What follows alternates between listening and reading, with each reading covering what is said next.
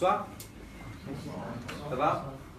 Je suis content de voir qu'il y a des élèves à moi qui viennent, des anciens élèves qui sont là. Il y a même un prof de Juillet qui est là.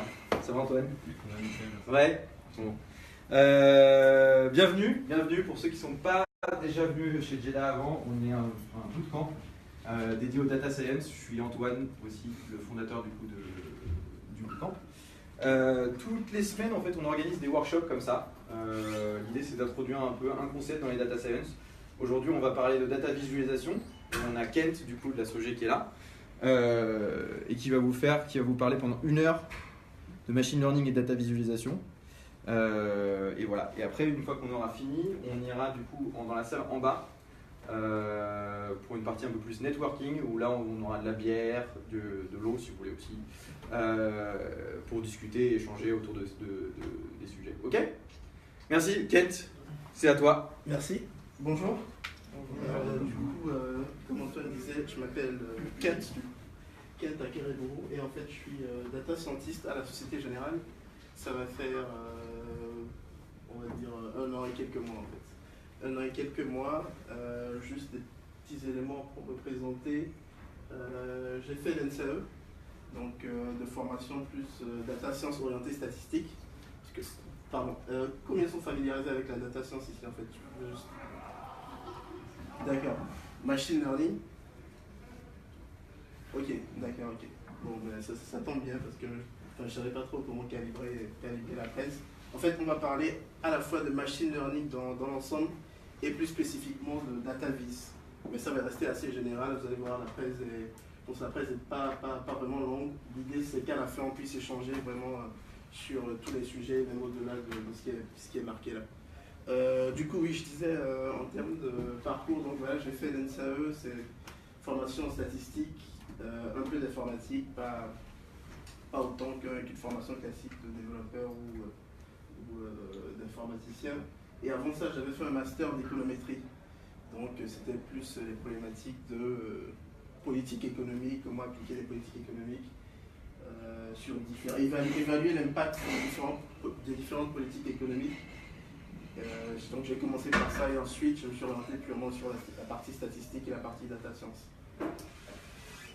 Donc voilà pour la presse. Alors, machine learning, je crois que tout à l'heure il n'y avait pas beaucoup de mains levées. Est-ce que quelqu'un à qui ça parle pourrait nous aider à juste voir en fait qu'est-ce qu'on entend par machine learning? Quelqu'un qui connaît déjà veut bien m'aider à... On peut dire que c'est une façon automatisée d'apprendre d'exemples de données. D'accord. Effectivement, c'est ça. En fait, en gros, machine learning, c'est quoi? C'est en général, on a envie de prédire un phénomène. C'est-à-dire qu'on a des données historiques et on cherche à prédire un phénomène. Donc, prédire un phénomène dans le futur. Ça va être par exemple dire est-ce qu'on arrive à connaître la probabilité d'attrition d'un client par exemple. L'attrition, ça va être quoi? Ça va être est-ce que le client va nous quitter dans les prochains mois? Dans les X prochains mois, on voudrait savoir quelle est la probabilité qu'un client donné ne fasse plus partie en fait, de notre portefeuille. Donc, le machine learning va dire, ok, est-ce qu'à partir des données historiques que j'ai sur l'ensemble de mon portefeuille, j'arrive à prédire de façon précise, relativement précise, cette probabilité-là. Comme ça, je peux mettre en place des actions, éventuellement l'appeler, lui dire non, s'il te plaît, reste, je t'en prie, ou faire d'autres actions un peu plus concrètes. Et du coup, c'est vraiment ça le machine learning. C'est on a un problème, on a envie de prédire quelque chose, et on a différentes méthodes, tout un tas de méthodes pour arriver à prédire le mieux possible le phénomène qu'on voudrait. Et donc en fait, en termes de plan, ce qu'on va voir un peu, c'est justement en début de projet de machine learning, c'est quoi les questions de départ en fait qu'on se pose pour arriver à vraiment matérialiser. Parce que là, dans l'exemple que je donnais tout à l'heure, on dit un client qui va partir, mais concrètement un client qui va partir, qu'est-ce que ça veut dire? Est-ce que c'est un client qui va vraiment d'un coup dire je me désabonne du service ou du produit auquel il est abonné? Ou c'est un client dont on va définir le fait d'être parti comme étant le fait de ne plus se connecter assez souvent par exemple. En fait, on voit qu'en fait, conceptuellement, quand on définit le problème, pour le rendre pratique d'un point de vue machine learning, on est obligé de le ramener, de le découper, de le ramener jusqu'à arriver à des variables assez fines en fait, qui puissent caractériser précisément ce qu'on a dans la tête. Donc ça va être, je veux prédire la probabilité qu'un client, par exemple, cesse d'utiliser mon application pendant 10 mois, par exemple, pendant 5 mois, je sais pas. Et donc ça, concrètement, ça peut se traduire. Pourquoi? Parce que ça peut se calculer. Je peux regarder dans mes données, ok, il y a combien de clients qui sont partis au bout de X mois, au bout d'un certain nombre de mois. Donc vraiment en phase préliminaire, c'est ça qu'on va, c'est tous ces aspects de formulation du problème métier ou de l'enjeu business en termes pratiques qu'on va essayer de faire. Donc c'est ça qu'on va parcourir rapidement en premier point. Ensuite, on va voir de façon concrète c'est quoi les grandes étapes d'un projet de machine learning. Donc en fait là l'idée c'est d'avoir une vue d'ensemble, un schéma avec, il y a différentes boîtes et on va bien entendu on va pas pouvoir couvrir les détails de chaque boîte. Mais l'idée c'est de se dire ok j'ai un projet de machine learning, je vois à peu près d'où je commence et où je vais. Et ensuite à l'intérieur de chaque boîte vous allez voir il y a des multitudes de différentes méthodes possibles, de différentes techniques, de différents problèmes. Et donc ça c'est au fur et à mesure on essaie de les découvrir, de se les approprier. Ensuite on va passer du coup à la partie data viz. À la partie data viz on va essayer de voir quelques do's and don'ts de la data viz. En gros, là, l'idée, c'est vraiment, j'ai mis bonhomme guillemets parce qu'en vrai, bonne, ça dépend vraiment du message qu'on veut faire passer. Une data viz peut être bonne dans un certain contexte et être très mauvaise dans un autre, en fait. Et du coup, faut vraiment prendre avec des pincettes. Tout ce que je vais dire ici, c'est plus des sortes de canevas pour les différents types de messages que vous avez envie de passer. Et ensuite, on va terminer par la partie restitution et visualisation des résultats d'un modèle. Parce qu'en gros, si vous voulez, il y a une tendance qui se développe, enfin ce qu'on observe sur le marché en général des data scientists, c'est qu'on a des data scientists que j'appelle en mode Kaggle. Je ne sais pas si quelqu'un connaît Kaggle par ici. Kaggle, donc la fameuse compétition de machine learning. Et en fait, il y a beaucoup de data scientists qui réduisent la data science et le machine learning à des compétitions Kaggle. Et sauf qu'en fait, on va voir qu'en fait, dans un projet de machine learning, la partie qui est testée, qui est évaluée donc, lors de ce type de compétition, c'est une partie certes très importante, mais qui dans l'ensemble du projet n'est pas forcément celle qui apporte le plus de valeur. Donc on se retrouve parfois avec des data scientists qui arrivent soit en entreprise, soit en start-up, qui sont un peu frustrés, qui se disent maintenant on n'évalue pas sur un critère super précis de j'ai augmenté ma log loss, pardon, je veux dire des gros mots parfois. Si quelqu'un ne comprend pas, vous me demandez juste et on essaie d'expliquer. En gros, si vous voulez ces compétitions, le problème de ces compétitions, c'est quoi? C'est qu'en fait, on vous donne un dataset tout propre, donc un jeu de données. Vous avez des données avec, tout y est indiqué, ce que signifie chaque colonne, bon, pas tout le temps. Mais en tout cas, vous avez en général rarement à nettoyer vous-même ces données. En fait. On vous dit juste, voilà les données, teste-moi toutes les méthodes possibles et inimaginables pour arriver à prédire un certain phénomène avec un certain degré de précision. Donc ce qu'on fait en général, on prend ces données, on les fait mouliner dans toutes les méthodes possibles et imaginables avec des ordi assez puissants et à la fin on dit voilà, j'ai obtenu, je sais pas, 0,5, ma métrique, supposons que ma métrique de performance était sur une échelle de 0 à 1, 1 étant la meilleure note possible. En fait le but du jeu ça va être d'atteindre le maximum possible. Donc une fois que j'ai quelqu'un qui a 0,99 et une personne qui a 0,98, ben, la personne à 0,99 elle va se dire, ben voilà, c'est super, j'ai gagné la compétition, donc parfait, je suis le winner.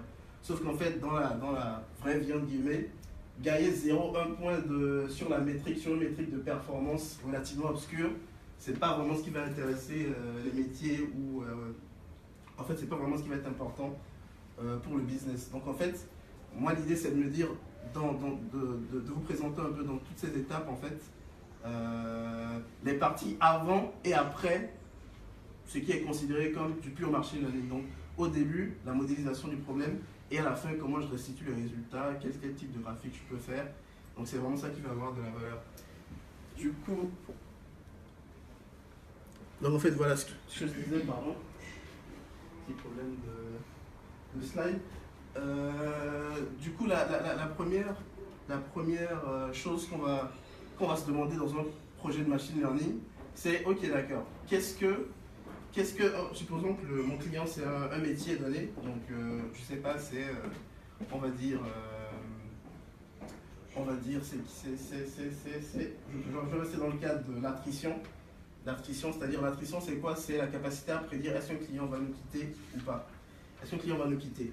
Donc, j'ai je sais pas, mon directeur marketing, mon directeur client qui arrive et dit, voilà, data scientist, j'aimerais que vous me fassiez un modèle qui me permette de prédire est-ce qu'un client va nous quitter dans les X prochains mois. Et donc là, quand ce directeur vient et nous formule cette demande, nous on va essayer en fait de lui poser un certain nombre de questions pour savoir en fait quelle est l'utilisation derrière qu'il veut faire du modèle. Quelle est l'utilisation qu'il veut faire du modèle? Ça va être un élément assez structurant parce qu'en fait, là, c'est pas marqué là, on va distinguer deux grands types d'utilisation en fait de modèles de machine learning. Il y a les modèles de machine learning qui servent essentiellement à prédire et il y en a d'autres où on va plus chercher à comprendre et expliquer les différents phénomènes en jeu. Ça veut dire quoi? Concrètement, ça veut dire quoi? On va le voir sur le graphique suivant. Alors, ce graphique, c'est juste un exemple. En fait, ce que ça nous montre, c'est la courbe en rouge, c'est donc vous voyez les dépenses de budget sur la science et la technologie des États-Unis, et celle en noir, c'est le nombre de suicides voilà. Et donc, vous arrivez avec un graphique comme ça, vous dites, ouais, génial, super, on a une extrême corrélation entre deux éléments qui, on est tous d'accord, n'ont rien à voir en fait.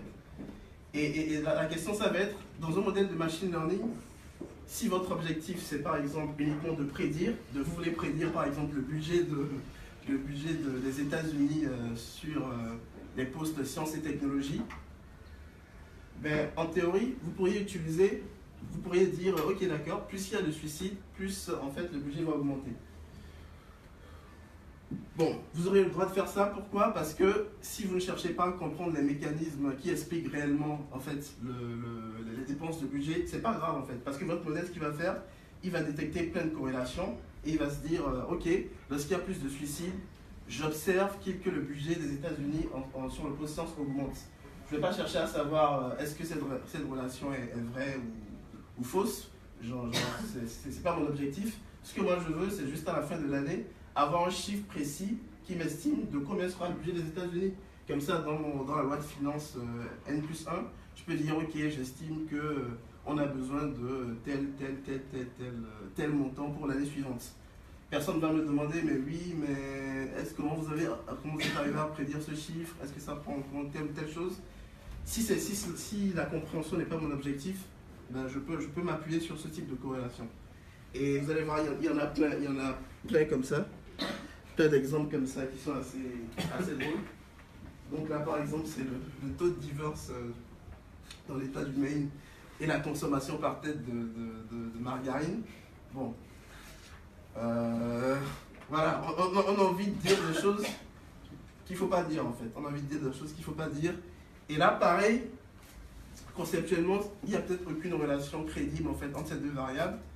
Mais ça, tout dépend de votre objectif en fait. Si votre objectif, c'est juste avoir une fonction de prédiction qui prend tous les paramètres possibles et imaginables et qui me prédit le taux de divorce, ben, je m'en trouverai à dire certes des choses un peu absurdes, comme lorsque la consommation par tête de margarine augmente, j'ai mon taux de divorce qui augmente. Évidemment, ce n'est pas vrai, mais par contre, ça va vous aider en précision. Donc tout dépend de ce que vous voulez faire.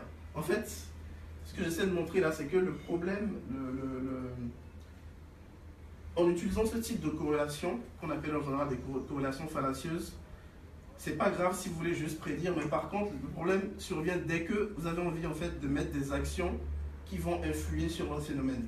C'est-à-dire que si vous dites, ce qui m'intéresse c'est de prédire avec précision le taux de divorce, je veux dire le taux de divorce en 2005, je veux le connaître avec précision, il n'y a pas de problème, je mets ce que je veux dedans. Par contre, dès que vous commencez à dire, je vais mettre en place une politique pour réduire le taux de divorce, là on rentre dans la partie explication, et là du coup votre modèle ne vous sert plus à grand chose en fait. Donc c'est vraiment toujours avoir en tête cette dichotomie. Parfois on a besoin des deux, c'est justement ça le challenge en général en data science, parce que les gens vont dire non, je veux un super modèle, vous allez avoir des directions métiers qui disent je veux un super modèle qui prédit bien, mais en même temps je veux qu'il soit assez simple pour que j'arrive à comprendre tout ce qui se passe. voilà, on est sur une échelle, on est sur deux valeurs un peu opposées, on va dire, et tout le but, en fait, dans nos métiers au quotidien, c'est de dire, ok, j'accepte de perdre en performance, donc c'est-à-dire, j'accepte de diminuer ma capacité à prédire pour gagner en explication. Ou alors je me dis, l'explication, j'en ai rien à faire, ce que je veux, c'est prédire avec précision une certaine quantité. Et là, je fonce sur toutes les méthodes qui n'ont pas forcément, qui font pas forcément de sens en vrai, mais qui m'aident à prédire mon phénomène d'intérêt. En passant, on le verra tout à l'heure, en fait, sur ce type de graphique, dans la partie data vis, à la fois, bon, c'est évidemment déjà un peu biaisé de mettre deux éléments qui n'ont rien en commun, mais après, si vous regardez bien les échelles de deux variables représentées ne sont pas du tout les mêmes. Et en fait, ce qu'on va voir, dans la partie data vis, c'est que si vous éclatiez ce graphique en deux graphiques, en deux sous-graphiques en fait, un par variable, en fait, on aurait une histoire totalement différente. Donc en fait, les mettre sur le même graphique avec des échelles différentes, voilà, c'est limite, c'est assez trompeur en fait déjà de base. Ok, du coup, une fois qu'on a la formulation de notre problème, on a discuté avec nos clients, les différentes directions métiers ou une start-up, on comprend exactement ce qu'on veut faire, on sait si on veut plus prédire ou expliquer, ou si on veut faire un mix des deux, on a les enjeux en tête, et bien du coup là on va pouvoir entrer dans la mécanique classique des grandes étapes d'un projet de machine learning. Donc là c'est des étapes assez classiques qui sont souvent toujours les mêmes. En fait, les éléments de chaque boîte vont changer, peuvent être un peu différents, mais en gros, c'est tout le temps. Moi j'aime à penser que c'est tout le temps en fait la même chose. En fait, que ça soit sur différents types de sujets, à un moment ou à un autre de la chaîne, vous vous retrouverez à faire un cycle qui ressemble un peu à ça. Donc la première étape, ça va être de dire, ok, j'ai défini mon problème, c'est bien, mais est-ce que j'ai les données déjà? Où est-ce que je trouve les données? Parfois, il y a des gens qui disent « Ok, je veux prédire est-ce que le client va partir ou pas ?» Mais en fait, je n'ai pas de données sur l'utilisation de mon appli par mes clients. Donc, voilà, il va y avoir un petit problème. Donc, voilà, c'est toute la partie « Ok, j'ai compris mon problème, je vais chercher la donnée. » Si la donnée existe en interne ou si je la possède, j'en suis propriétaire, mais du coup, je sais où elle est et du coup, je sais comment y accéder. L'autre cas, c'est parfois, je n'ai pas la donnée, mais par contre, j'ai quand même envie de résoudre mon problème. Et donc là, ça va être toutes les problématiques d'enrichissement de données. Aujourd'hui, en fait, il y a ce qu'on appelle des API. J'imagine que beaucoup sont familiers avec ça. Des API, ça va être quoi? Ça va être des fournisseurs externes qui ouvrent en fait des données diverses et variées à des personnes qui veulent y accéder en fait. Elles vous permettent d'accéder à une partie de leurs données sous un certain canevas précis. Donc vous avez des requêtes précises à faire, vous devez respecter un certain nombre de la fréquence à laquelle vous envoyez des requêtes au serveur qui renvoie les données. Bref, vous avez moyen aujourd'hui d'acheter ou de trouver gratuitement des données qui potentiellement pourraient répondre à votre problème. Donc en fait, en général, ça c'est une phase, voilà, c'est une phase assez importante en fait de collecte de la donnée, récupération de la donnée. Et ensuite, dans cette phase également, quelque chose d'assez important qu'on regarde en général, c'est ok, j'ai récupéré des données, mais à quel point mes données sont représentatives de la population sur laquelle j'ai envie de faire mon inférence, c'est-à-dire de faire ma prédiction. Donc imaginez par exemple, je ne sais pas, j'ai envie de savoir si, en général, ce sont les clients les plus, entre guillemets, riches, donc ceux qui ont une activité qui nous génère un chiffre d'affaires assez conséquent, est-ce que ce sont ces clients-là qui sont les plus susceptibles de partir? Mais pour répondre à cette question, s'il se fait que dans mes données, je n'ai que des clients riches qui dépassent un certain seuil, en fait, je ne veux pas pouvoir répondre à ma question. En fait, si j'ai que des clients qui déjà dépassent un certain niveau de, entre guillemets, richesse, mais en fait, je ne veux pas pouvoir dire, ok, entre celui qui a, je ne sais pas, je n'aime pas trop donner de montant, entre deux personnes qui sont déjà dans les quantiles très élevés de ma distribution de richesse, je ne veux pas pouvoir dire ben, celui-là il est plus appétant que l'autre, parce qu'en fait, tous mes individus en réalité sont en quelque sorte appartiennent à un même groupe. Donc ce qu'il va me falloir, c'est plutôt dire est-ce que j'arrive à avoir dans mon échantillon des individus assez variés, donc des personnes assez différentes, qui me permettent de tirer des conclusions de mon étude. Donc c'est également un point qu'on va beaucoup regarder dans la partie récupération des données brutes. Ensuite, une fois qu'on a des données brutes, donc ça c'est un peu ce que je disais en introduction, à la différence des compétitions Kaggle et compétitions similaires, les données brutes dans la vraie vie ne sont pas propres. Elles sont même en général un peu repoussantes, on va dire. Et du coup, il y a toute une phase de pré-traitement de la donnée, d'analyse de qualité de la donnée qui se fait en fait. Et en général, je ne sais jamais qui est l'auteur de cette... qui l'a dit, mais souvent il y a la règle des 80-20, c'est-à-dire qu'on dit... en général, 80% du boulot d'un data scientist sur tout ce schéma, ça se fait ici en fait. Donc en fait, dans tout ça, donc ça c'est la partie... en fait, on verra la partie algorithme, modélisation, la partie qui est encensée par les médias, que tout le monde veut faire, la partie sexy on va dire. Dans la vraie vie, en réalité, c'est 20% du temps. La partie où il y a du boulot, où c'est moins beau, c'est moins alléchant, on va dire, ça se passe ici en fait. Ça se passe là, ben voilà, j'ai mes données, j'ai des problèmes de valeur manquante, j'ai des informations qui ne sont pas remplies tout le temps, j'ai des montants de revenus négatifs, je ne sais pas pourquoi, j'ai des âges supérieurs je sais pas, à 2000 ans dans ma base de données. Donc tout l'enjeu va être, ok, rationaliser un peu la qualité de ma donnée. Est-ce qu'avec cette donnée-là, je suis capable de faire quelque chose?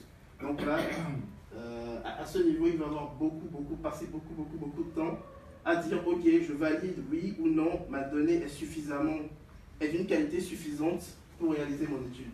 Donc ça, c'est toute la partie pré-traitement. Ensuite, une fois que vous avez répondu à cette question, vous avez plus ou moins des données de plus ou moins bonne qualité. L'étape suivante, ça va être de dire, ok, pour répondre à ma question d'intérêt, quelles sont les différentes variables, quels sont les différents facteurs que je vais pouvoir retrouver dans mes données pour expliquer mon phénomène. Donc typiquement, c'est ce que j'essaie d'illustrer au début, c'est je reste dans le cadre de l'attrition, le client va partir ou pas. Ben, c'est en fait, qu'est-ce qui selon vous, par exemple, qu'est-ce qu'on pourrait utiliser comme prédicteur de la probabilité qu'un client parte ou reste en fait. Je ne sais pas si y a des idées. Imaginez, vous voulez savoir si votre client, vous avez une start-up et vous voulez savoir est-ce que votre client il sera toujours là dans X mois et vous l'avez déjà observé sur suffisamment de temps. Qu'est-ce que vous utiliserez par exemple pour prédire, pour arriver à dire oui, c'est sûr que lui il va rester, non, lui il ne va pas rester. Des idées? Oui. Le nombre de contacts qu'on a eu récemment. Excellent, le nombre de contacts qu'on a récemment, par exemple, effectivement, d'autres idées? Les réclamations, mécontentements, exactement. Moi, je rajouterais le nombre de contacts qu'on a eu récemment, mais plutôt en fait, c'est exactement ça. En fait, c'est la durée depuis le dernier contact. Souvent, ça, c'est assez prédictif de ce genre de phénomène. Et donc, toute cette partie, un peu, j'imagine, qu'est-ce qui peut influencer mon phénomène? Ça, c'est la partie feature engineering qui, en fait, va nous aider à dire, ok, j'ai des données brutes qui sont ce qu'elles sont, mais moi, ce que je veux faire, c'est raffiner un peu ces données brutes et à partir d'elles, créer un certain nombre de facteurs qui sont ce que je pense être prédictifs de mon phénomène. Donc ici, ça va être vraiment discuter avec, faire du brainstorming, discuter avec les différents métiers, dire ah oui, en général, vous, quand le client est mécontent, quand il vous appelle, qu'est-ce qu'il vous demande par exemple, sur quel item il est mécontent. Si par exemple vous apercevez que en fait c'est la, je sais pas la longueur, les délais de remplissage d'une fiche quelconque de souscription, qui sont souvent les items qui reviennent, mais en fait à ce moment-là ici, vous avez envie de créer, si elle n'existe pas dès le départ, une variable, donc un facteur qui nous dit voilà, est-ce que cette personne-là s'est récemment plainte sur tel item. Donc ici, ça va être vraiment... c'est cette partie qui va être vraiment liée en fait au métier ou au problème qu'on est en train de regarder. Donc en fait, si vous êtes en train de faire... si vous êtes dans le domaine de l'assurance, ça va être des features donc, complètement différents. Si vous êtes en banque, ça va être d'autres types de features. Si vous êtes je sais pas moi, dans l'industrie automobile, vous avez envie de prédire par exemple, je sais pas, la prochaine panne de l'équipement, Évidemment, vous n'allez pas chercher le nombre de contacts que vous avez récemment avec cette personne, mais voilà, vous avez imaginé avec justement vos métiers, avec les personnes qui ont la capacité qui comprennent réellement le problème, allez les voir et discuter, essayer de dire voilà, j'ai récolté un certain nombre de choses qui me permettent d'expliquer mon phénomène. Et ici, je vais donc créer ces différents facteurs à partir de mes données pré-traitées. Et donc à ce niveau-là, vous allez voir les petites barres, quand il y a marqué data vis, ça veut dire qu'en fait, à cette étape du projet, il va y avoir beaucoup de data vis en fait. Donc vous envoyez la partie exploration des données et création de features. Là, il va y avoir beaucoup de data vis parce que ça va être quoi? Ça va être ok, j'ai créé mes différents facteurs de risque. Et ensuite, je veux les visualiser, je veux regarder, ok, quelle est la proportion parmi ceux qui ont un contact plus ou moins récent, quelle est la proportion de ceux qui sont restés, quelle est la proportion de ceux qui sont partis. Donc là, c'est pas à dire de modèle, mais vraiment à dire descriptif. J'essaie de savoir, est-ce que de base, dans mes données, en fait, j'arrive à capter des liens, est-ce qu'il y a des choses qui apparaissent déjà, sans faire un modèle? Parce que, en fait, en général, le modèle n'est pas censé vous dire quelque chose que vous n'avez pas pu voir dans la partie exploration de données. Parfois, en général, enfin, c'est ce côté-là aussi un peu obscur là, je critique un peu les compétitions de Kaggle, mais j'en fais, je suis fan aussi. Mais malheureusement, parfois, il y a un côté où je vais triturer littéralement mes données dans tous les sens pour arriver à prédire ma cible. Et finalement, vous avez un modèle qui vous dit, oui, voilà, tel facteur de risque c'est très important. Mais quelqu'un passe derrière, enfin quelqu'un arrive après, il regarde juste une statistique simple dans les données de base, et en fait il n'arrive pas à retrouver le même phénomène que vous, c'est-à-dire qu'il y a un problème. C'est-à-dire que soit votre modèle a créé de l'information qui n'existe pas réellement, ou soit vous avez un problème de vos données en fait. Donc en général, on va vraiment passer beaucoup de temps ici à regarder les différentes visualisations possibles, à regarder nos données.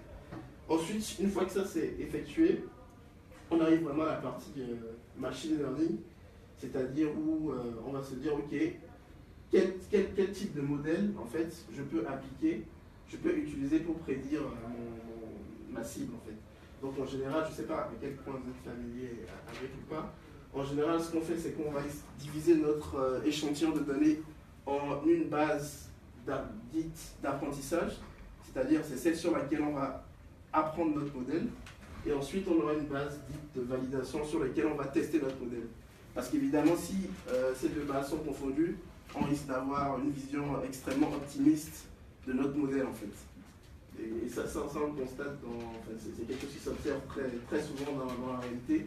C'est-à-dire qu'en fait, on construit des modèles sur l'ensemble des données et rien que l'année prochaine, on applique nos modèles, on se rend compte qu'en fait, les modèles ne marchent pas du tout. Ils disent vraiment n'importe quoi, ils ne sont pas du tout réalistes. Donc c'est pour ça qu'en fait, il faut prévoir le coup dès la phase d'apprentissage. On se dit, ok, j'ai 100% de mes données, je vais essayer d'en garder 30% sous le coude, au cas où, et j'apprends mon modèle sur 70% des données, et je le teste ensuite sur les 30% que je n'ai jamais utilisés. Ça me permet d'avoir une idée relativement moins biaisée des performances futures de mon modèle. Donc en fait, une fois que cette division, cette séparation est faite, on va se dire, ok, là j'envoie l'artillerie lourde, c'est-à-dire quel modèle quel algorithme ou quel modèle je peux utiliser en fait. Et donc là, il va y avoir différents types de modèles, j'en parle juste après, très rapidement. Et donc l'idée, ça va être, ok, je sélectionne un modèle, un algorithme de machine learning, et je l'apprends sur mes données. Et ensuite, je fais ma prédiction sur ma base de validation ou sur de nouvelles données. Et ensuite, je restitue le résultat. Alors là également, donc en fait, cette partie, comme je le disais, c'est des parties qui sont assez sous-estimées dans les compétitions, mais qui en fait en entreprise, c'est là que tout va se jouer en fait. Parce qu'en fait, en général, on va vous poser très peu de questions sur cette partie, parce que c'est vous les experts. En général, voilà, votre manager direct ou le COMEX n'a pas nécessairement envie de savoir quel type d'algorithme de machine learning vous avez utilisé. Il a envie vraiment de savoir, ok, qu'est-ce que vous êtes capable de restituer en termes de résultats et de visualisation. C'est vraiment ça qui va l'intéresser. Donc en fait, il y a beaucoup de boulot également ici. La partie pré-traitement et la partie restitution des résultats. C'est pourquoi vous voyez le petit logo DataVis qui est également là. Donc voilà un peu pour les grandes étapes d'un projet de machine learning. Après, à l'intérieur de chaque boîte, il y a différentes choses en fait qui peuvent être faites. Du coup, ensuite, en termes de... Voilà, ça c'est plus... voilà, donner une vue rapide des différentes... d'une sorte de typologie de modèles de machine learning ou de problèmes en machine learning. L'exemple que je donne depuis le départ, en fait, c'est un exemple de problème qui est dit supervisé. Supervisé, pourquoi? Supervisé, ça veut dire qu'en fait, vous avez des données dans lesquelles vous connaissez la réponse à votre question, de façon historique. C'est-à-dire quoi? Sur l'exemple de l'attrition, vous savez dans vos données quels clients sont partis ou pas sur un historique. Si vous regardez sur un historique de données, vous pouvez dire ah oui, lui il était là de 2005 à 2010 et en 2011 il est parti. Et donc ça dans vos données vous l'avez. Donc en fait c'est cette information là qui vous permet d'apprendre un modèle pour prédire en fait le futur. Sauf que ça c'est pas tout le temps le cas. Il y a des cas dits non supervisés où en fait vous n'avez pas la réponse, vous n'avez jamais observé est-ce qu'en fait un client va partir ou pas. Vous avez juste des clients comme ça. Et pour une raison quelconque, votre système d'information n'est pas très... a eu un bug et vous ne savez pas en fait quand est-ce que les clients sont partis, vous ne savez pas. Et là du coup, vous êtes en face d'un problème non supervisé parce qu'en fait, vous ne savez pas vraiment ce que vous cherchez. Vous avez un portefeuille de clients, vous avez peut-être envie de faire une segmentation client. Segmentation client qui est en général le premier type de tâche en général dans l'entreprise qu'on donne aux nouveaux data scientists, c'est voilà, ils ont une base de données, on leur dit voilà, est-ce que vous êtes capable de me sortir des profils de clients qui se ressemblent? Qui se ressemblent, c'est assez vague, mais ça peut être qui se ressemblent en termes de potentiel de croissance. Est-ce que ce sont des clients qui vont rapidement faire augmenter le chiffre d'affaires? Est-ce que ce sont des clients qui sont plutôt sur certains types de produits spécifiques? En fait, là, on ne vous pose pas de questions. La cible n'est pas définie, mais on vous dit, voilà, regardez les données et essayez de trouver des choses intéressantes. Donc ça, c'est en général la partie non supervisée. Et aussi, dans la partie non supervisée, en général, ce qui va beaucoup intéresser les industries de l'assurance et de la banque, par exemple, c'est tout ce qui est détection d'anomalies. Détection d'anomalies et en particulier détection de fraude. Donc ça va être la fraude à la carte bancaire, la fraude à l'assurance, il y a de la fraude partout. Et en fait, les assureurs et les banquiers aujourd'hui essaient vraiment de tirer parti du machine learning pour détecter en fait ces différents, ce phénomène de fraude en fait. Arriver à prédire la fraude et à mettre les actions en place pour. Donc ça on va dire c'est les différents types de problèmes de machine learning. Il y en a un troisième, enfin, il y a une autre catégorie qui comporte en fait plusieurs catégories. Ça va être tout ce qui est problème de recommandation. Recommandation, ça va être par exemple Netflix. Netflix qui a un super système de recommandation de films qui va vous dire oui, vous avez regardé ça, donc je vous propose tel film, tel thème. Amazon, historiquement, qui est un peu le leader sur ce type de problème, qui à partir de votre historique d'achat va essayer de vous recommander certains types de produits étant produits qui dépendent de l'industrie dans laquelle vous êtes. Ensuite, vous avez tout ce qui est apprentissage semi-supervisé. Semi-supervisé, en général, qu'est-ce que ça implique? C'est qu'en fait, c'est les problèmes qui sont à la fois supervisés et non supervisés. Parce qu'en fait, vous voyez bien, en général, vous avez plus de chances d'avoir des données qui sont labellisées, c'est-à-dire, qui ne sont pas labellisées plutôt, ou des données dans lesquelles vous n'avez pas l'information de est-ce que le client est parti ou pas, ou est-ce que le client, typiquement, a fraudé ou pas. Parfois, vous ne l'avez pas, ou alors vous l'avez, mais sur une très petite partie. Le problème de la fraude, c'est ça en fait, c'est qu'en fait, vous ne l'observez que quand vous effectuez des contrôles. Donc en fait, vous avez un biais de base dans votre approche parce que, en fait, les fraudes que vous allez détecter, c'est uniquement celles que vous allez contrôler. Toutes les autres, vous n'en savez rien en fait. Et donc du coup, vous tombez dans un problème qui peut être semi-supervisé. Vous allez essayer de dire, ok, sur ceux que j'ai contrôlés, est-ce que j'arrive à en extraire assez d'informations pour m'aider à analyser ce que je n'ai pas encore contrôlé.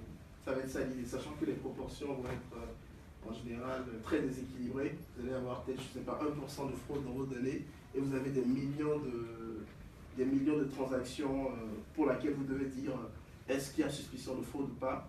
Donc on imagine bien qu'en fait, que déjà avoir vu uniquement 1% de fraude, ça va être difficile en fait de se baser sur ça pour prédire vos cas où vous n'observez pas en fait la fraude.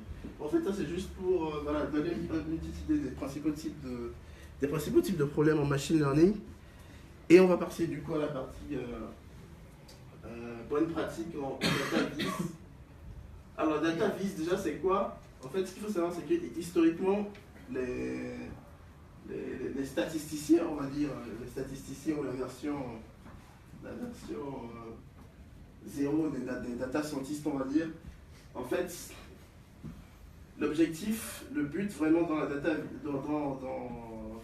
chez les statisticiens qui ne faisaient pas encore de la data vis telle qu'elle est définie maintenant, c'était d'être le plus exhaustif possible. C'est-à-dire que j'ai des données, je dois vous sortir des reportings sur toutes les données que j'ai. C'est-à-dire que je vous envoie un gros fichier PowerPoint avec des graphiques dans tous les sens qui parlent de tout et de toutes mes données depuis un certain nombre d'années. Je vous les envoie et je vous dis, voilà, vous avez un beau rapport, lisez-les, et voilà. Et ça s'arrête là. La data vis prend le postulat un peu opposé et dit, ok, je ne vais pas chercher à être exhaustif, à comprendre forcément tous les aspects de ma donnée, mais je vais m'orienter sur un point précis, c'est-à-dire que je vais essayer de mettre en lumière en fait un phénomène que je trouve personnellement intéressant. Donc c'est vraiment ça la différence, on va dire, entre la data vis et la visualisation classique, c'est-à-dire qu'il y a un parti pris vraiment il y a un parti pris affirmé, assumé de celui qui fait la data vis en fait. Vous vous dites, ok, moi j'ai envie de montrer telle chose. Bien sûr, il faut que ces choses existent dans les données en fait. Mais par contre, c'est vous qui définissez ce que vous avez envie de montrer. Et du coup, ça fait que vous avez une certaine responsabilité supplémentaire, on va dire, dans la façon dont vous reportez en fait vos graphiques, vos résultats, en sachant que voilà, le lecteur de votre graphique vous fait confiance en fait. Le lecteur de votre graphique, par défaut, il vous fait confiance, donc en fait, vous avez le loisir de le manipuler ou pas, après quitte à vous de savoir ce que vous voulez faire. Mais voilà, le lecteur vous fait confiance et donc c'est à vous de vous dire, ok, j'ai envie de montrer un certain message, de faire passer un certain message. Voilà, est-ce que ce message est représentatif de la réalité ou est-ce que ce n'est qu'une déformation pour desservir une cause autre?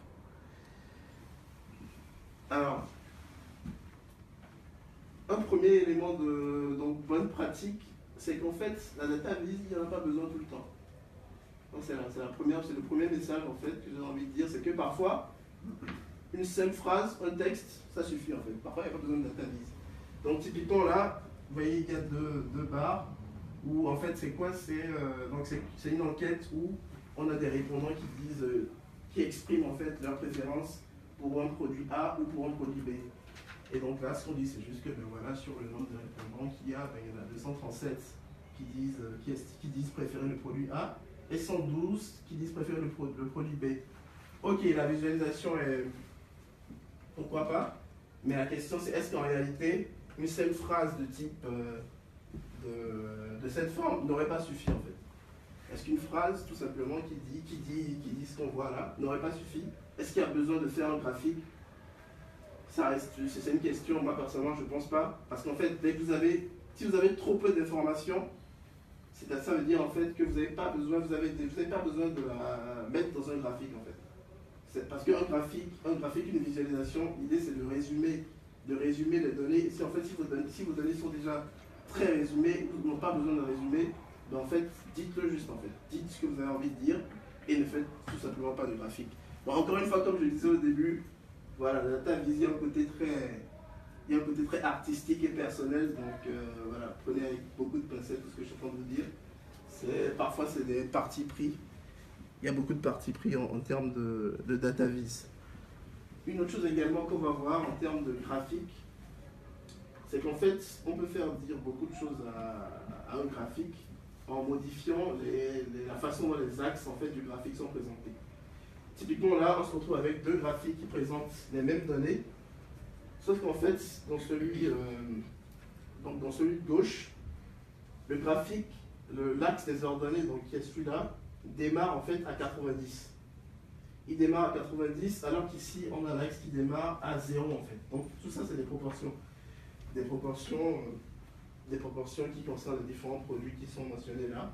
Et donc en fait, en voyant ce graphique, ce qui se passe, c'est que sur celui de gauche, on a l'impression, si on cachait les valeurs qui sont affichées sur les barres, on a l'impression qu'en fait, il y a une très grande différence, par exemple, entre le produit 6 et le produit 1. Ce qui n'est pas nécessairement le cas. En fait. On voit bien qu'ici, qu'en fait, en réalité, si on devait raconter une certaine histoire, on dirait qu'en fait, tous ces produits sont au-dessus de 90%.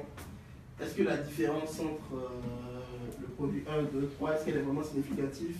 On n'a pas envie de dire ça. Alors qu'ici, vous présentez ça, un lecteur non averti directement, il se dit « Ah oui, trop cool, le produit 1, ben, en fait, il est super performant. » Là, c'est un exemple, mais il est super important sur ce que ça mesure.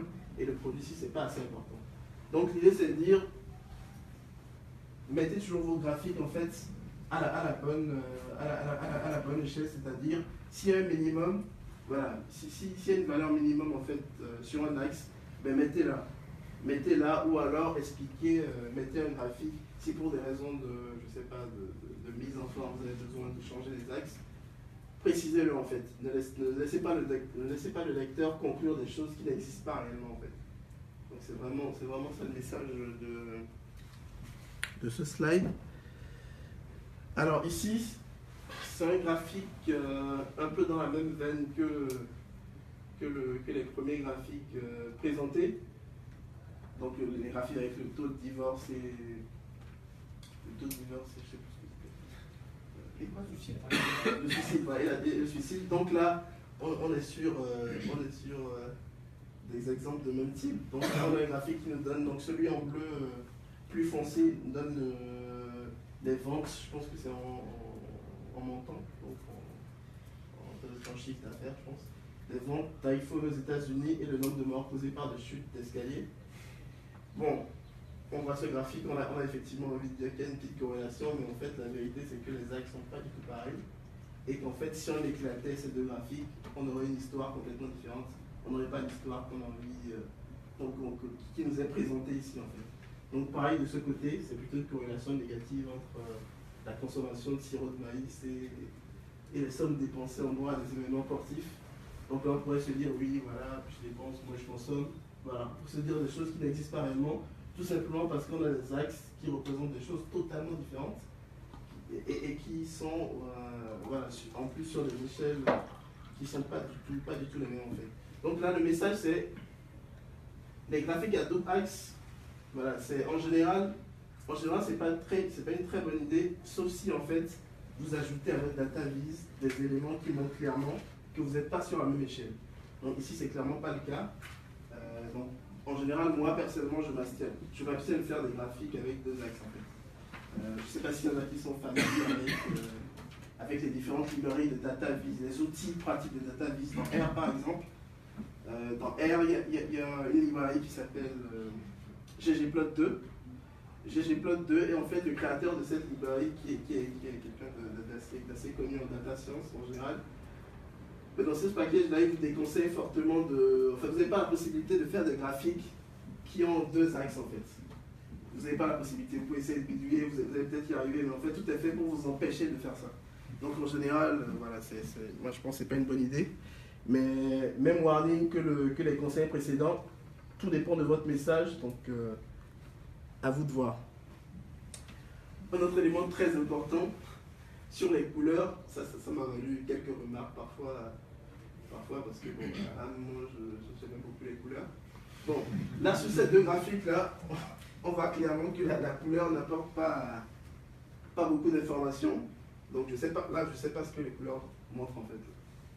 Je ne sais pas ce que les couleurs montrent parce qu'en fait on a une échelle, voilà c'est des nombres, on voit bien les nombres, donc on va celui-là il est plus grand que celui-là. Mais la couleur, elle n'apporte pas vraiment d'éléments supplémentaires. Du coup, entre celui-là et celui-là, ben celui-là est plus efficace. À la rigueur, en fait, ce que vous pouvez faire, c'est si vous avez envie d'isoler un certain point spécifique, mais mettez par exemple une couleur sur une seule barre. À la limite, ça aurait été celle-là qui aurait été tout en rouge. Vous direz dans votre texte, ah oui, le produit 5, je fais un zoom là-dessus, il est particulier. Vous développez un peu ce que vous avez envie de dire sur un produit particulier. Mais mettre des couleurs qui n'apportent aucune information, c'est vraiment quelque chose qui est à ne pas faire. Et en plus, en général, une règle que moi je m'applique moi-même, c'est plus de 6 couleurs différentes sur un graphique, c'est pas une bonne idée. Plus de 6 couleurs distinctes sur un graphique, c'est en général pas une très bonne idée. Donc voilà, les couleurs, on évite en fait quand ça sert à rien. Là encore, c'est plus voilà, une bonne pratique sur les graduations. Donc les graduations, c'est les petites grilles, donc les petites ce trait, les différents traits en fait qui sont sur les graphiques. Donc celui-là par exemple et les petites barres. Bon. Ok, il y a des personnes qui ont vraiment envie de savoir, ok, ce point spécifique en 1979, je mets ma petite règle là, ça fait 10, donc celui-là est à 10 et celui-là est en dessous de 15. Il y en a qui vous diront que c'est très important. Par contre, est-ce que celui-là, où en fait on a épuré un peu le graphique des différents axes et des différentes graduations, en gros il dit le même message en fait. Les deux graphiques envoient le même message et celui-là pareil, même plus clair en fait. Vous avez juste envie de dire, voilà, il y a une tendance croissante en 1975 et 2005.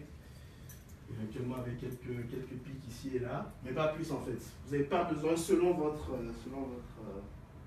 interlocuteur, vous n'avez pas besoin de lui mettre beaucoup de graduation en fait. Après là, moi je sais que par exemple, personnellement,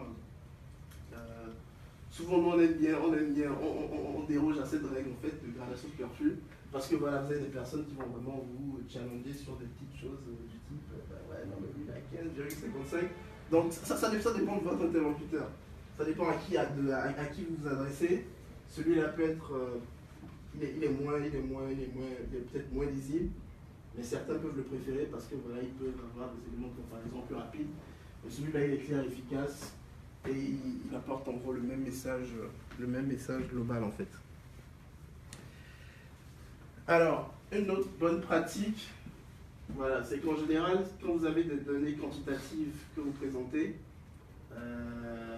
sur différents items, en fait, triez-les parce que bon, clairement, on voit bien que là, en un coup d'œil sur ce graphique, en un coup d'œil, j'ai l'information dont j'ai besoin.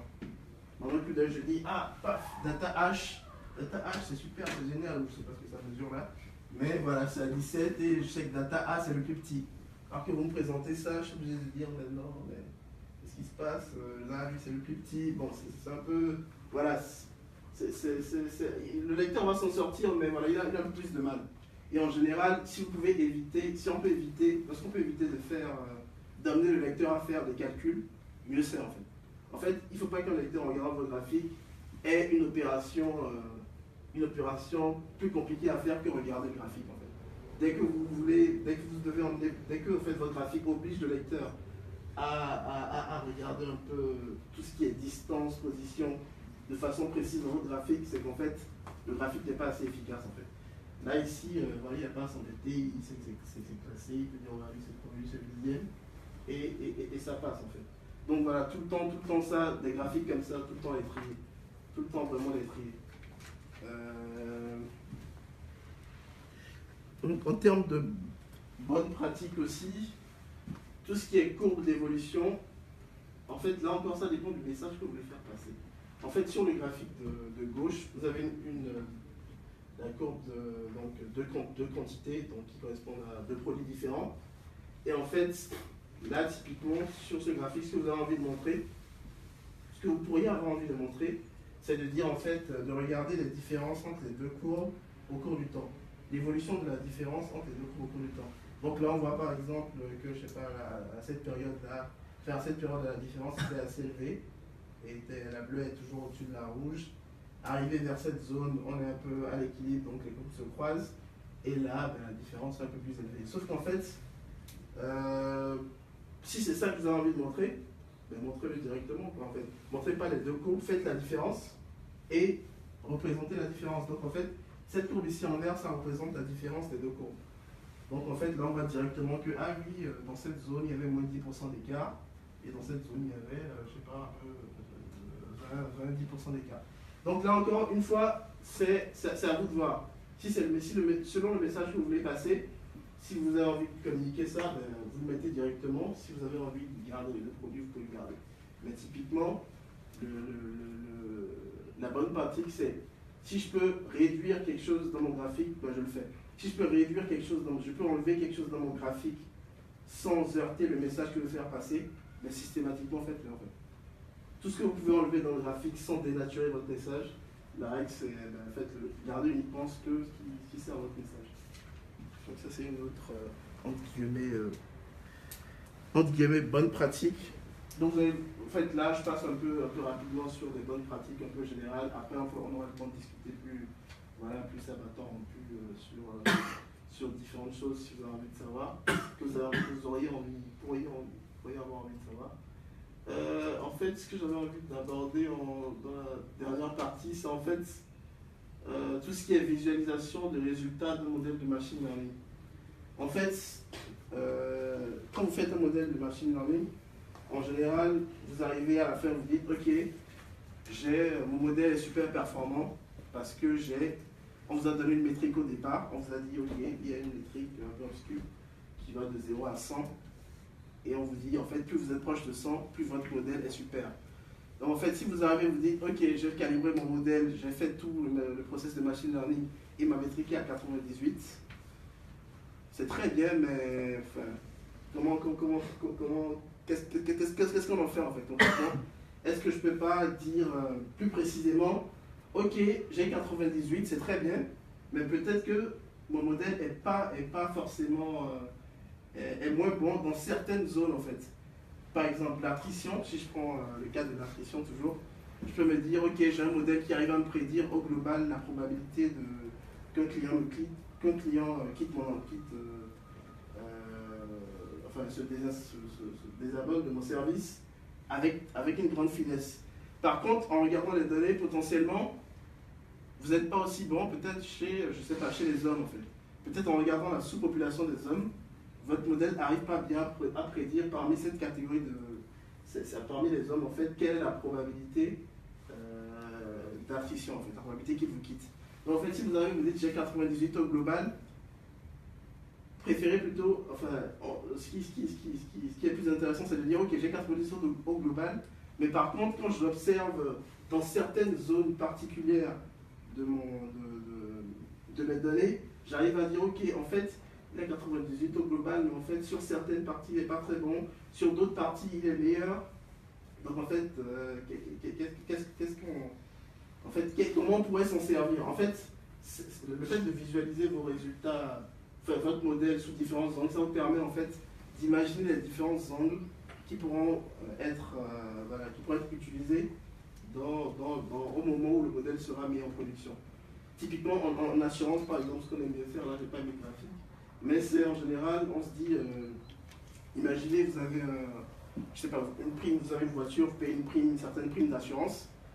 Et ce que l'assurance a envie de faire, c'est de dire, est-ce que je peux proposer une prime, par exemple, encore plus basse aux individus qui ne sont pas risqués, et une prime plus haute aux individus qui sont très risqués en fait. Typiquement, si vous dites, ok, le modèle prédit en moyenne, je ne sais pas, dit l'assurance auto c'est 500 euros, je ne sais pas, 500 euros, je ne sais pas, c'est un chiffre de crédit. Ok, vous mettez 500 en moyenne, mais est-ce que vous êtes capable de dire qu'en fait, il y a une certaine population à laquelle vous pourriez mettre 200 parce que ceux-là sont moins risqués, et une population plus risquée à laquelle vous pourriez mettre, pas 500, mais plutôt 700. Donc en fait, si vous arrivez avec un chiffre moyen, c'est très bien. Mais ce que l'assureur a envie de savoir, c'est ok, en fait, est-ce que vous identifiez bien en fait les individus totalement opposés? Parce que c'est sur ça en fait que l'effet de levier va s'appliquer pour dire ok, lui je lui laisse un peu parce que je sais qu'en fait les autres ils sont un peu moins risqués. Donc je réagis, je pilote un peu comme ça mon risque. Donc c'est vraiment ça qui est assez important. Un autre type de graphique en général aussi un autre type de visualisation qui est mis au terme d'un projet de machine learning, c'est tout ce qui est variable d'importance de mon modèle. C'est-à-dire que ok, vous avez fait votre modèle, vous avez envie de savoir, ok, si vous n'avez le droit qu'à 2 ou 3 variables, à 2 ou 3 facteurs de risque, lesquels ce seraient? Lesquels ce seraient? C'est-à-dire que, ok, toujours dans l'exemple du modèle d'attrition, si on vous disait, ok, vous avez utilisé plein de données, c'est très bien, mais aujourd'hui, on ne peut payer que pour avoir 3 données, mais lesquelles ce seraient? Lesquelles, en fait, je supprime de mon modèle, je dis, bon, ça, on peut les supprimer parce que c'est pas très important, en fait. Donc, vous dites, ok, si je devais utiliser ce modèle, j'aurais besoin, à minima, de ces 2 variables, point barre. Donc, c'est vraiment ça ce qu'on appelle les variables d'importance du modèle. Et ensuite, il y a tout ce qui est effets marginaux par variable.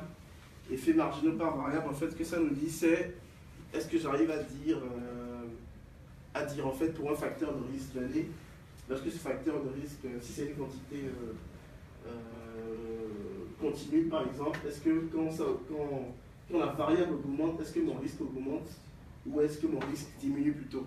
En fait, tout ça, je ne les ai malheureusement pas inclus dans la présentation.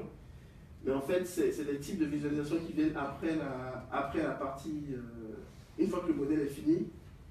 En fait, c'est un type de visualisation que vous devez faire pour voilà, justifier un peu vos différents choix, justifier un peu les éléments clés du modèle et qui vont permettre en fait à la phase suivante qui est de dire ok, comment on utilise vraiment le modèle, comment je peux l'industrialiser, comment je peux le brancher dans un vrai système informatique. Ok, ça vous le faites en mode d'étude, c'est très bien, mais après si je veux le mettre, je sais pas, en instantané dans mon système d'information, peut-être que je ne vais pas pouvoir avoir accès à toutes les ressources utilisées pendant le mode étude. Donc là vous dites ok, je garde que 2 variables dans mon système au moment de la mise en production. Je supprime tout ce que j'ai utilisé, j'en garde que 2, ça va me suffire. Mais lesquels ce serait? Et c'est ce type en fait de restitution, de visualisation qui est très apprécié souvent de ceux qui vont vraiment physiquement mettre votre modèle en production. Donc voilà un peu pour la partie... Ah ben voilà, c'est terminé. Donc voilà un peu, j'ai essayé d'être à la fois général, pas trop spécifique sur la DataVis. Donc voilà, n'hésitez pas à poser des questions si vous avez des choses, envie de discuter de choses particulières. C'est bon. Oui. Là, tu donnais l'exemple de variables. Oui. En général, tu en utilises combien? En général, ça c'est une bonne question. En général, ce qu'on fait, c'est qu'en fait, on essaie de quantifier l'importance d'une variable. C'est-à-dire qu'on fait, c'est qu'on dit, si je prends 2 variables, combien je perds par rapport à l'ensemble des variables. Par exemple, typiquement, tu dis, ok, j'avais 10 variables, et tu te dis, ok, avec 10 variables, j'arrive à avoir une précision, je donne un chiffre au pif, de 90%. Donc en fait, pour déterminer le nombre de variables optimales, ce que je vais me dire, c'est que j'en enlève peut-être successivement, une par une, et je regarde, à chaque fois que j'en enlève une, combien je perds en fait sur ma précision. Est-ce que de 90, en enlevant celle-là, je suis passé de 90 à 50, et du coup, je ne vais peut-être pas enlever, parce qu'en fait, c'est celle qui a le plus grand impact. Donc en fait, en général, ce qu'on fait, c'est qu'on essaie de représenter la perte de précision engendrée par l'élimination d'une variable. Et ensuite, on dit, ben, celle qui engendre la plus grosse perte d'information, mais c'est celle-là que je vais garder en fait. Donc ça, peut-être les 2 premières, les 3 premières. En fait, il n'y a pas de chiffre spécifique en fait. Quel est le volume de données à partir duquel on peut vraiment... Ça, c'est une question qui revient souvent. Bon, on parle beaucoup de big data, il y en a qui parlent de smart data pour dire que bon, on n'a pas forcément besoin d'avoir beaucoup de données pour faire des choses intéressantes. Après, moi je dirais, tout dépend de votre problème en fait. Tout dépend de votre problème. Est-ce qu'on peut donner un nombre de... Enfin, une taille en giga, une taille en nombre de lignes minimales? Non, je ne m'avancerai pas là-dessus. Par contre, au niveau statistique, il y a la théorie des sondages qui nous permet de dire précisément si on veut estimer avec une certaine précision une proportion ou une moyenne, on peut calculer, il y a des formules fermées, on peut calculer la taille optimale qu'il faudrait pour estimer avec une précision de 2%, 3%, un certain pourcentage par exemple. Typiquement pour les enquêtes de l'INSEE, l'INSEE fait souvent, enfin, fait tout le temps, plein d'enquêtes sur les conditions de vie des ménages, sur les revenus fiscaux. En général, eux, ils ont vraiment besoin de déterminer une taille d'échantillon optimale. Parce qu'on s'imagine bien qu'au-delà du recensement général, ils ne vont pas s'amuser dans les enquêtes à interroger tout le monde. Mais donc, eux, typiquement, il ne faut pas forcément de modèle, mais ils sont capables de calculer précisément. Il me faut 500 000 individus pour estimer avec précision que je ne sais pas, qu'en fait, mon taux qu'une certaine quantité, en fait, est dans un intervalle de confiance donné. Donc, je ne m'avancerai pas sur Pour l'attrition, par exemple. l'attrition, par exemple, en fait, ça va dépendre de la proportion d'attrition que vous avez déjà observée. Si, par exemple, dans votre donnée, vous avez, je ne sais pas, 2%, 3% d'attrition, ben, si vous n'avez pas beaucoup de données, ça ne va pas le faire, en fait. Ça ne va pas le faire. Après, si vous voulez vraiment un chiffre, en général... Mais plus on a de données, et plus ça peut être... Plus on a de données, plus ça peut être intéressant. Mais après, est-ce que ça c'est toujours vérifié? En fait, vous pouvez avoir plus de données et quand même ne pas arriver à améliorer votre modèle, en fait. Si vous n'avez pas choisi le modèle adéquat, plus de données ne veut pas dire forcément plus de précision. Vous pouvez avoir plus de données, mais en fait, votre modèle est fondamentalement faux. Donc, en fait, plus de données sur un modèle faux ne va pas servir à grand-chose, en fait. Donc, il y a à la fois le choix du modèle et la taille des données. Mais effectivement, en règle générale, on a envie d'en avoir plus. Bon, après, il y a le RGDPD qui est là. Bon, plus de données, c'est pas toujours... Vous devez aujourd'hui, enfin, j'imagine qu'il y a des gens qui sont familiers avec le RGPD, je sais plus. C'est le règlement de protection des données qui est entré déjà en vigueur en Europe et qui dit spécifiquement qu'en fait, pour chaque donnée collectée, ben, les personnes, enfin, ceux qui vont l'utiliser sont censés dire je veux m'en servir pour faire ça et pas un jour, dans 50 ans, ça me servira, donc je la garde en fait. Donc, il y a de plus en plus de vraies questions à se poser sur quelles sont les données minimales dont j'ai besoin pour continuer à faire des modèles assez précis. Je pense que c'est une vraie question qui de plus en plus va... Enfin, les data scientists vont se forcer vont devoir répondre à ces questions parce qu'en fait, on ne pourra plus utiliser toutes les données possibles. Il faudra dire, ok, j'ai besoin que de ça, et ça me suffit pour faire ce que je veux faire. Quels sont les outils les plus utilisés pour nettoyer les données brutes? Alors, nettoyer les données brutes, ou même, je dirais plus généralement, la data science en général, bon, moi, personnellement, j'utilise 70% du temps, j'utilise R, et les 30% restants, je fais du Python ou du Spark. En fait, R, je ne sais pas si tout le monde connaît R ici, je sais pas. R, c'est Microsoft, non, c'est open source. C'est Microsoft, non, c'est open source en fait. Ça, c'est gratuit, vous pouvez le télécharger. C'est très bien parce que voilà, il y a des nouvelles librairies qui sont tout le temps ajoutées dedans. Donc en fait, vous avez juste, si vous avez besoin d'une certaine méthode, ben, vous cherchez sur internet, est-ce que dans R, quelqu'un va coder gentiment cette nouvelle méthode? Et en général, vous trouvez la méthode qu'il vous faut en fait. Donc c'est très pratique. Par contre, R en général, sur de gros volumes de données, quand vous commencez à dépasser les, je sais pas, je dirais, quand vous commencez à atteindre les 100 millions de lignes, avec beaucoup de colonnes, R ça commence à ramer très vite. Après, il y a toujours des astuces pour optimiser, pour s'en sortir. Mais dès que vous avez un très très gros volume de données, R peut devenir restrictif. Et en général, dans ces cas-là, moi je passe sur des technologies adaptées du type Python, Spark, Hadoop. Enfin, il y a à peu près plein de choses qui peuvent faire attaquer de grosses bases de données. Mais je dirais R, Python, il y en a qui rajouterait quoi, SAS. Moi je suis pas un fan exceptionnel, mais ouais, je dirais R et Python en fait. S'il y a deux outils aujourd'hui que data scientist, à mon avis, doit maîtriser, mais c'est R et Python en fait. Maîtriser R et Python en général, ça suffit. Pour le moment, à l'heure actuelle, parce que ça bouge beaucoup. À l'heure actuelle, ça suffit pour faire le job parfaitement. Ok, dernière question? Ouais. Pour choisir le modèle, comment est-ce que vous travaillez en fait avec les métiers? Pour choisir le modèle.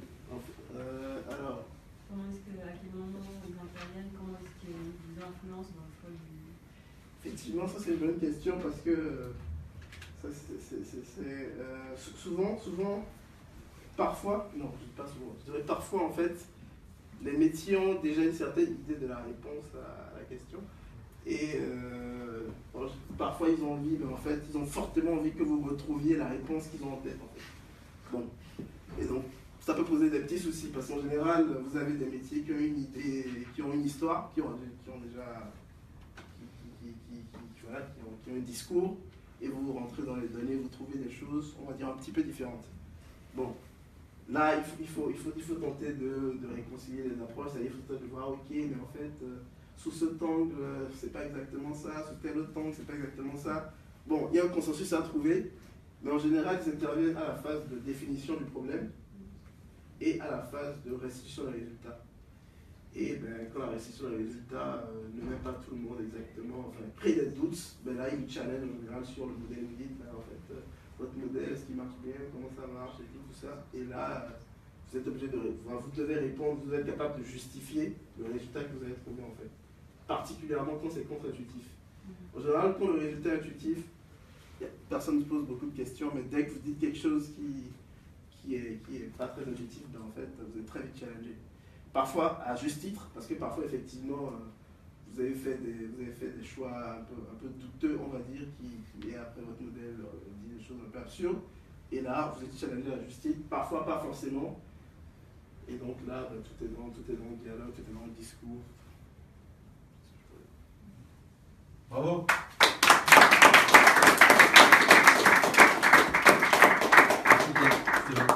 Bravo. Alors vous avez vu du coup, pour ceux qui sont intéressés, on fait des workshops comme ça tous les mois. Du coup Adrien, il est là. C'est le prochain qui sera en juillet. Donc je vous remercie à tous d'être venus. Si vous êtes intéressés aussi par nos formations en data science, les prochaines qui vont commencer seront en juillet, je crois justement, si je ne me trompe pas. Voilà. En juillet, ce sera le week-end. En semaine, on aura en septembre. Et sinon, on a des sessions intensives en août qui sont que sur 2 semaines. Donc pour ceux qui ont envie vraiment d'apprendre très très vite, ça va vite, mais c'est bien. Si vous avez des questions, vous pouvez me les poser. Et sinon, on peut aller suivre Jules qui est juste là. Et vous montrer où c'est la salle où il y a les rafraîchissements, le temps que la pluie se calme et tout ça. Donc n'hésitez pas si vous voulez descendre et qu'on pourra avoir une petite discussion un peu plus informelle. Il fera moins chaud aussi. Donc voilà. Merci à tous, c'était très gentil d'être venus.